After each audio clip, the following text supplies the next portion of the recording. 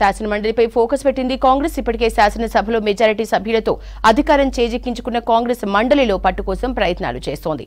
BRS party ఎమ్మెల్సీలను పార్టీలో చేర్చుకునే పనిలో పడింది. మండలి హస్తగతమైతే ఏ బిల్లునైనా ఈజీగా పాస్ చేసుకోవచ్చని భావిస్తోంది కాంగ్రెస్ ప్రభుత్వం.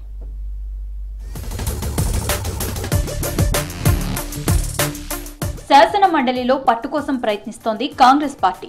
మండలిలో కాంగ్రెస్ కు అంతగా బలం లేదు. ఇక్కడంతా గులాబీ నేతలదే హవా ఉంది. దీంతో శాసనసభలో ప్రవేశపెట్టే బిల్లులు ఈజీగా పాస్ అయినా మండలిలో గట్టెక్కడం కష్టం. మండలిలో పట్టు సాధిస్తే తప్ప రాష్ట్రంలో కాంగ్రెస్ సర్కార్ ముందుకు పోయే పరిస్థితి లేదు. దీంతో మండలిలో సభ్యుల సంఖ్యను పెంచుకునే పనిలో పడింది కాంగ్రెస్ ప్రభుత్వం.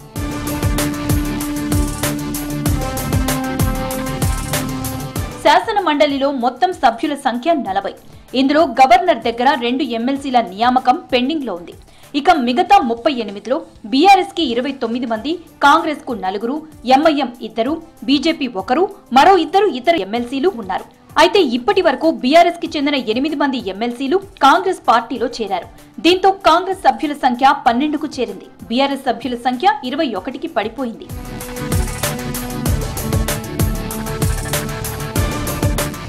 కాంగ్రెస్ నుంచి గెలిచిన ఎమ్మెల్సీలు జీవన్ రెడ్డి, బల్మూరి వెంకట్, మహేష్ కుమార్ గౌడ్, తీన్మార్ మల్లన్న ఉన్నారు. పార్లమెంటు ఎన్నికలకు ముందు పట్నం మహేందర్ రెడ్డి, కూచుకుల్ల దామోదర్ రెడ్డి కాంగ్రెస్ పార్టీలో చేరారు. ఈ నెల 6న దండే విఠల్, భానుప్రసాద్, ప్రభాకర్, బొగ్గవరపు దయానంద్, ఎగ్గే మల్లేష్, బస్వరాజ్ సారయ్య సీఎం రేవంత్ రెడ్డి ఇన్ఛార్జ్ దీపాదాస్ మున్షి సమక్షంలో హస్తం గూటికి చేరారు.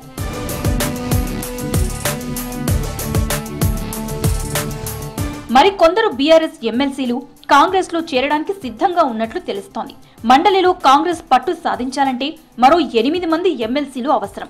మండలిలో మొత్తం సభ్యుల సంఖ్యలో సగం +1 లేదా మెజారిటీ సభ్యుల సంఖ్యలో 2/3 ఉండాలి. ఏ లెక్క చూసినా కాంగ్రెస్ కి ప్రస్తుతం ఉన్న బలం 12కు మరో 8 మంది చేరితేనే మండలిపై పట్టు సాధించగలుగుతుంది. అప్పుడే ప్రభుత్వ బిల్స్ ఈజీగా మండలిలో పాస్ అయ్యే ఛాన్స్ ఉంటుంది.